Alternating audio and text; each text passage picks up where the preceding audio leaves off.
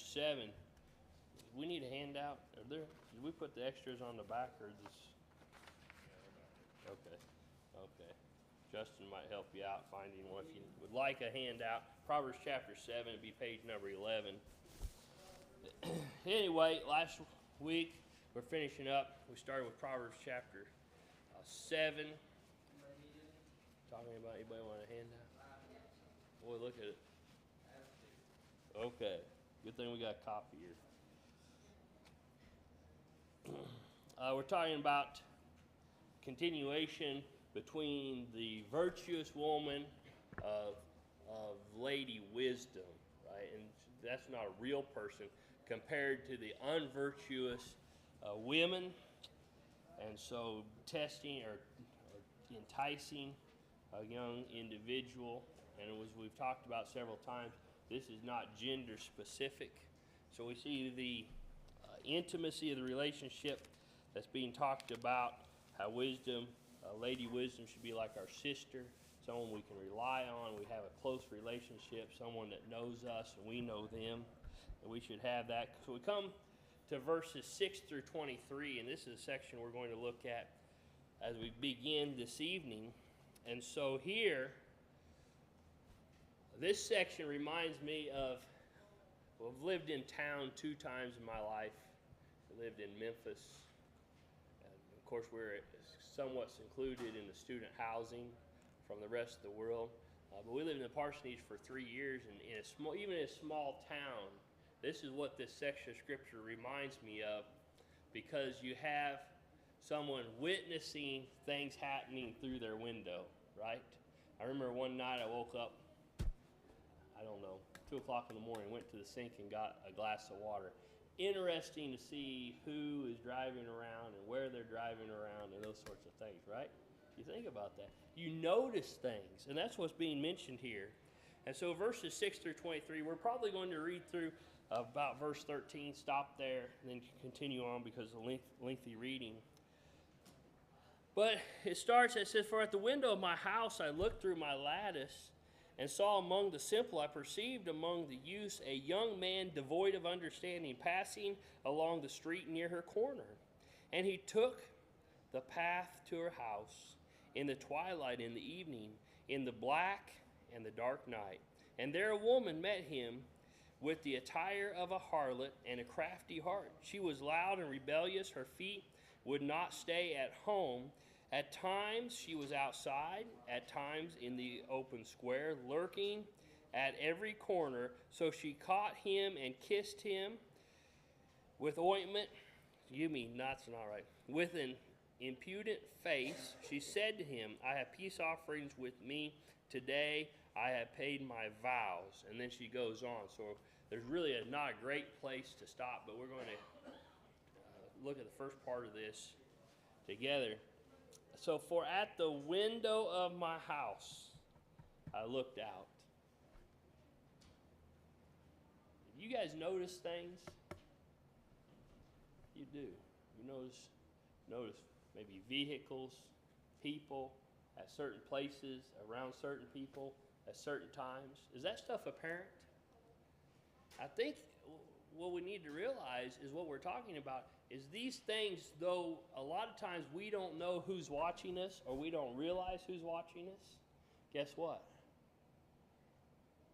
It says, I saw what's happening. People know, right? People know what's happening.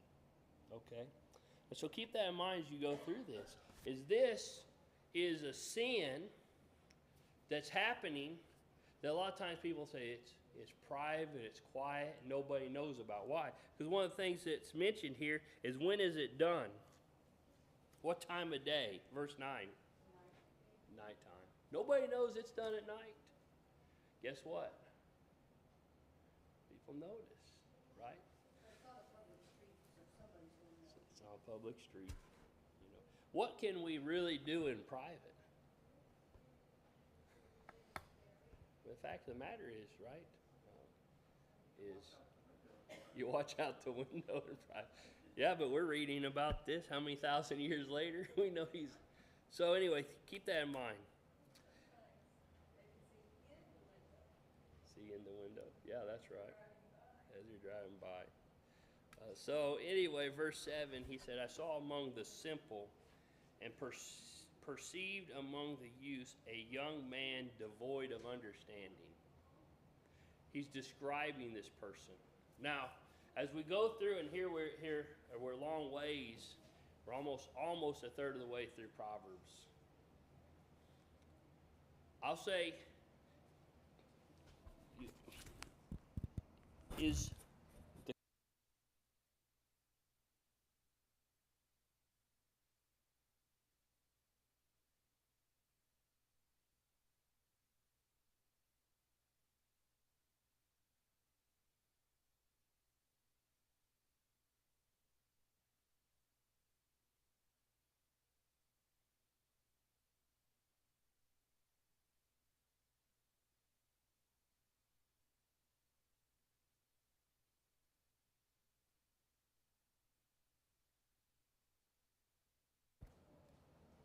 did I turn it off?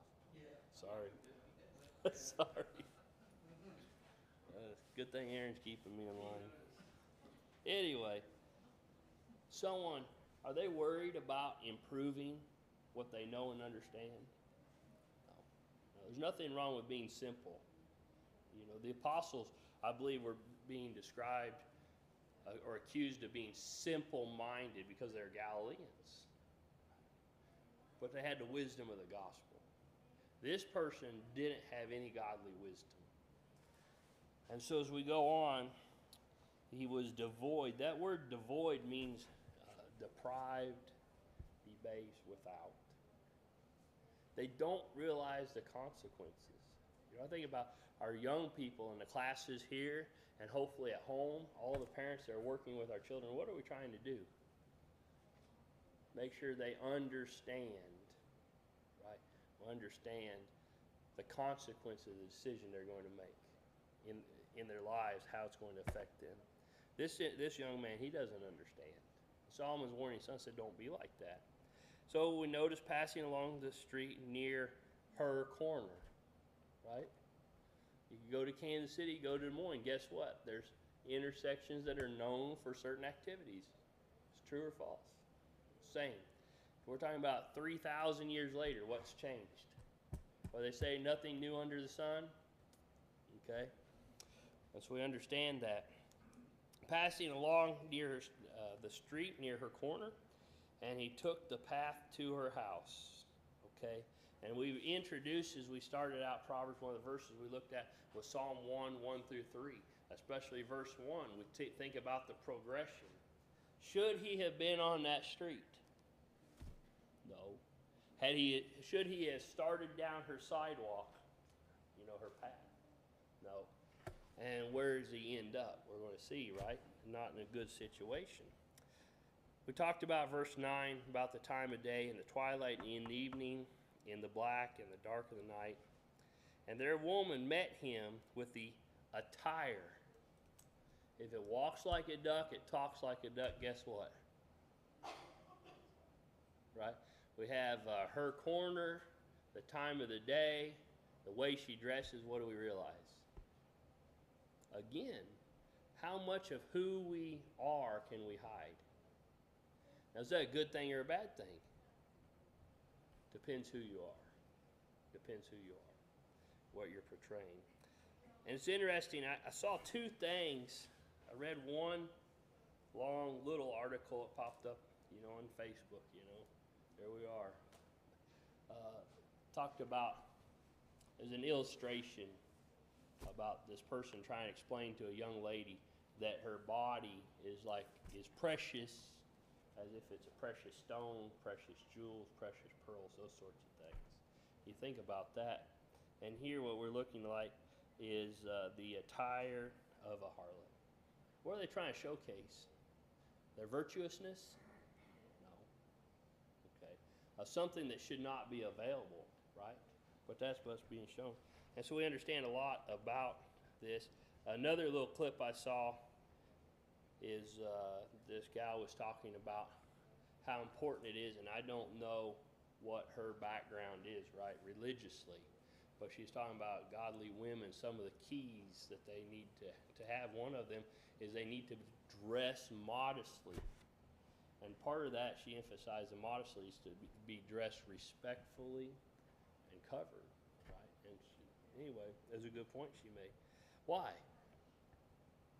Because the way you dress says a lot about your person.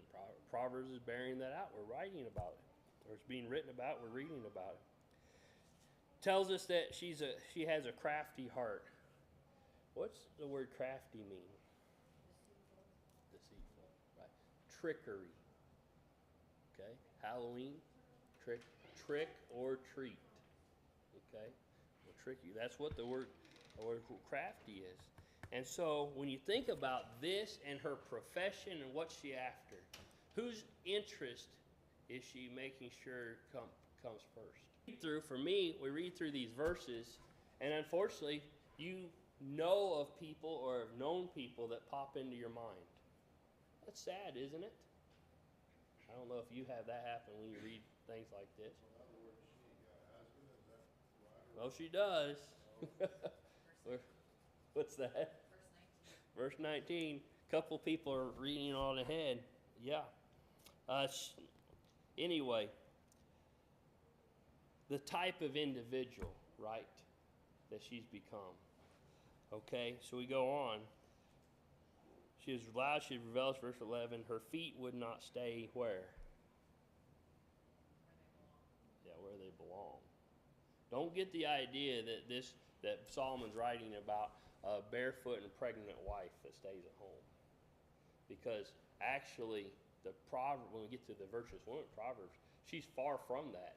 In fact, is she at home some of the time, right? Her family's taken care of, her household's taken care of, the virtuous woman.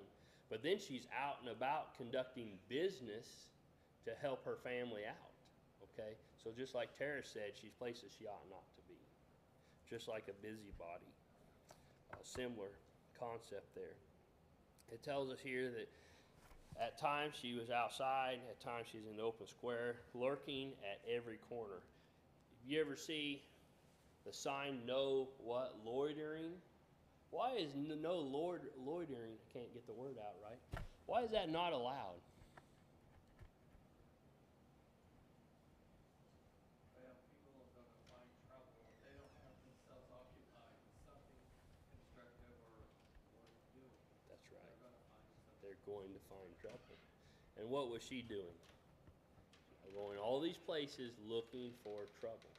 But if you're standing on the corner, you can see different directions than if you're standing in the middle. So, people coming from all directions on the corner. It again goes back to what we talked about a little bit last week about she's looking for her prey. Right? Okay. So, yep, that's where it's verse 13. So she caught him, she kissed him with an impudent face. It's a word we don't use very often, but with an impudent, it means bold or brazen. That's what the word means. With her bold or brazen face, what did she do? She said to him, I have peace offerings with me. Today I have paid my vows, so I came out to meet you diligently to seek your face, and I have found you.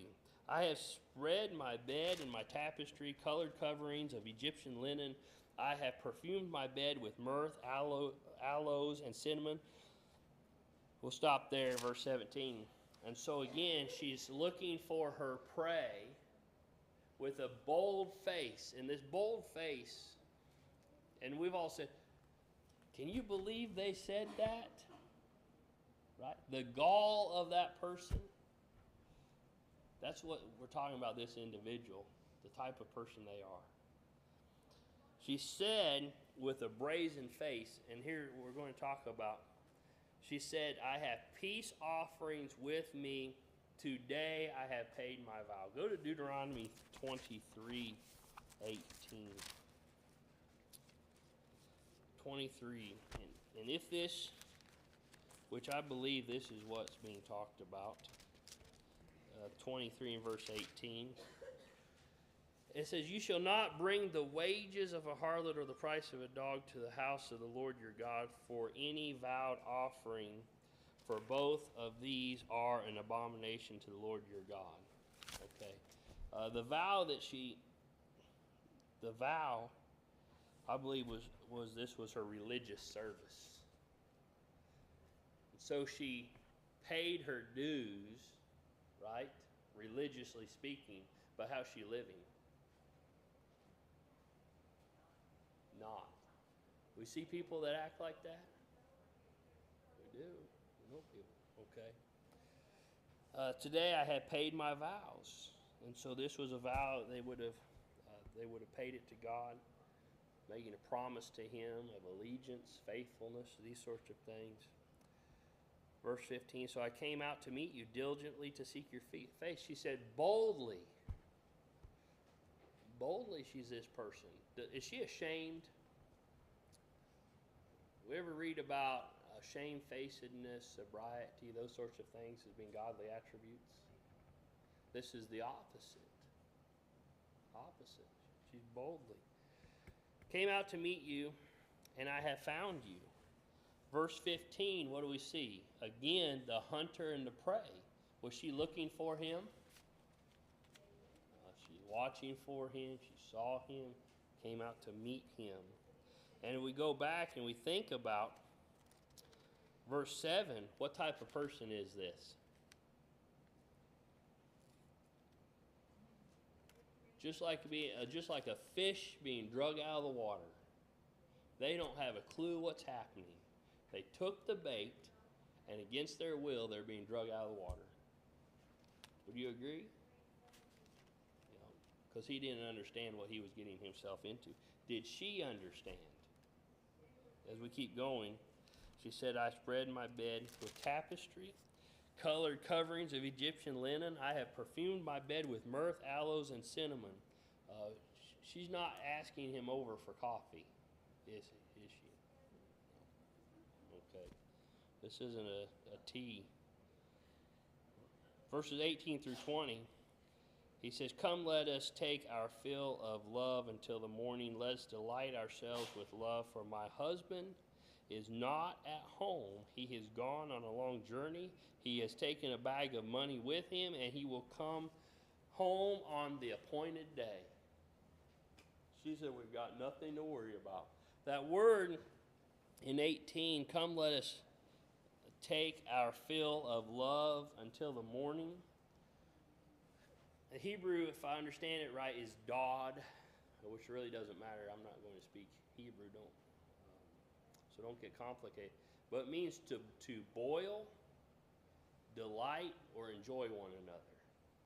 Is this a wholesome relationship? Oh, we understand from what's being read the type of relationship this is. A lascivious relationship that's taking place. And so what was she trying to do? That would be a direct proposal for him to stay all night. That's right. Okay. Right. Just wants to have fun. I think one of our all-day meetings a long time ago, Fred Rhodes preached a sermon, and he talked about he made a lot of, I can't remember what the title of his lesson, but the emphasis of it was the difference between fun. I think it was joy as a Christian. The difference between joy and fun, and he used those two words in his lesson over and over again. Is it a sin for a Christian to have fun? No. But what we are after is what? Joy. Right? Okay. There's some people that are not joyful people. They may have fun, but they have fun. Maybe they're an adrenaline junkie so that they can escape from their life that maybe they may not have much joy in. Okay? So we talk about as Christians, we need to live a fulfilled life, be happy, content, all these types of things, versus just having fun, living for the moment, in the moment. What's she doing? Living for the moment, in the moment, for their own satisfaction, their own gain. Now, you think about this, who is she using? Him. She knows what's going on and what she's trying to do. And is he innocent? No. But he's ignorant. And he's been caught in this trap. Just like a fly on that sticky tape, right? Once you get on it, it's too late. And that's what we're talking about. All right, any questions or comments? Okay, verses 21 through 23, and then we'll go 24 through 27. It says, with her enticing speech, she caused him to yield. With her flattering lips, she seduced him. Immediately he went after her. As an ox goes to the slaughter, or a fool to the correction of the stocks, till an arrow struck his liver, as a bird hastens to the snare, he did not know it would cost him his life. And so again, we've mentioned this about the ignorance. Did he understand what he was sacrificing for this? No. He had no clue. Again, we see the baiting, the enticing speech. She caused him to what? Yield. Did he have any discretion at all?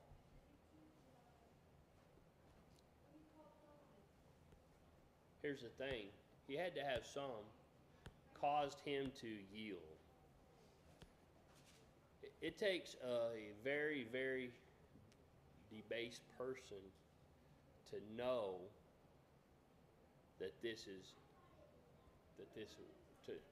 for them to not know this was sinful, especially for an Israelite. And so when you see this, she caused him to let his defenses down. The problem was, he was too, as we introduced this, he was too simple-minded. Too simple-minded. What does Solomon want his son to be? Wise. He still had a part. He still, absolutely. It wasn't like that it was all her fault. It was still part of the... Absolutely. Yeah, is he guilty? Yes, he's guilty. But again, we think about the concept of peer pressure. This is a young person. You have an older person from the, we don't know, right, ages, but it appears that this person was older and coerced him into this. He was still guilty, but why? Maybe his father didn't do a good enough job of training him and warning him about the evils that lurk, right? The evils that lurk below. And so in verse 20, in 22 it says immediately he went after her. Did it take him much time once he yielded? No, didn't. And then as an ox goes to where? Yeah, when we unload cattle at the butcher house, hey, it's just another chute for them. It is, just another chute. They were loaded in a chute or unloaded in a chute. They don't know. And then it says, as a fool to the correction of the stocks, the discipline. He doesn't know what's ahead, as we've talked about. Verse 23, till an arrow struck his liver. The idea of the liver, I guess, from my reading, is the heaviest organ. And so this word in the Hebrew means heavy. Right. Disease? I don't think so. Think about the heaviness of heart. The heaviness of heart. After he did this, it says it cost him his life. Was he still alive? Yeah, he was still alive. But it cost him his life. Think about the heaviness of heart that he had to live with as an arrow because of the guilt of the sin. Okay. In this system, you think about the virtues the Jews should have had, right? When two people became married, then they should have been innocent ahead of time, right, before the wedding and those sorts of things. And so this, even though if he woke up the next morning and realized with his heavy heart the error of his ways, you think it would affect his ability to find a virtuous woman to marry? Would you think it would? Because maybe someone that acted like that, a virtuous woman, says, I don't know if I could associate with that in the marriage relationship, right? Okay, so you think about that. And so again, these things will come back to haunt you in years to come. Verse 24, now therefore listen to me, my children. Pay attention to the words of my mouth. Do not let your heart turn aside to her ways. Why? Because it's just a trap. It's going to hurt you. Do not stray into her paths, for she cast down many wounded. What's she going to do the next day? Move on to the next prey, right? You think about that, a fly that's caught in a web. A fly that's caught in a web. When that fly gets caught in the web, that is serious business, right, for the fly, because he's lost everything. Everything. To the spider, what is it? Just another meal. Think about that. And when we think about people in this world, they're asking you to sacrifice your life for their moment of pleasure or joy. You're just another meal, right? How many flies has that spider eaten? Don't know. I mean, it's really a rhetorical question. But it is just another meal. So, do not let your heart turn aside to her ways. Again, where's the sin start? The heart. Don't have such a simple heart that you don't realize what's out there. Do not stray into her paths, for she has casted down many wounded, and all were slain by her were who? What were they? Strong men. I think it's interesting. David. Was David guilty of what we just read about? He was. He was. Did he have an easy life because of this? No. I think that he had a heavy heart after. We see some of the difficulty he had. Verse 27, for her house is the way to where? Hell. Not only will it ruin your physical life, it'll do what? Ruin your spiritual life. Descending to the chambers of death. All right, anything on chapter 8? Any comments? Questions? Okay. We'll start out the first 3 verses of chapter 8. Does wisdom cry out and understanding lift up her voice? She takes her stand on the top of the high hill beside the way where the paths meet. She cries out by the gates at the entry of the city, at the entrance of the doors. What I have here is wisdom calls for all to hear. Is this a secret mystery or a treasure that's unknown or tucked away? No. It is to some people, but it's not. Wisdom cries out, and we've seen this several times as we've gone through this. Wisdom as if it's calling from a mountain. I thought about this, in Isaiah 2, it tells us the gospel in Isaiah 2 verses 2 through 4, the gospel would begin, we understand, in Jerusalem on the day of Pentecost. Where was that going to start? On the top of the mountain, right? On top of the mountain. It's hard to hide things on the top of the mountain. When you get up high, you're trying to share it, you're trying to broadcast it, trying to get it to go out. And so, she takes her stand on top of the high hills beside the way where the paths meet. Why is it important where the paths meet? Just like Kathy a little bit ago mentioned about this woman at the busy intersection trying to find her prey. What's Lady Wisdom also doing? Anywhere that wisdom would benefit them. Yeah. She's trying to be everyone. Okay. And she cries out by the gates at the entry of the city. How is the only way you got into the city? Through the gates. Right. The spies, they went out over the wall. Was that a normal process? I remember one lesson someone was teaching, he talked about, what would you think? He was talking about the doors of the church, right? Some people try to get into the church through the window, over the wall, through the roof. But the only way through the church is through what? Through the door. Christ said, I am the door. He said, I'm the way, the truth, and the life. We see that. And so, if we, at the back, we have our papers next to the door. Why? We have our flyers next to the door. Why? So it's available.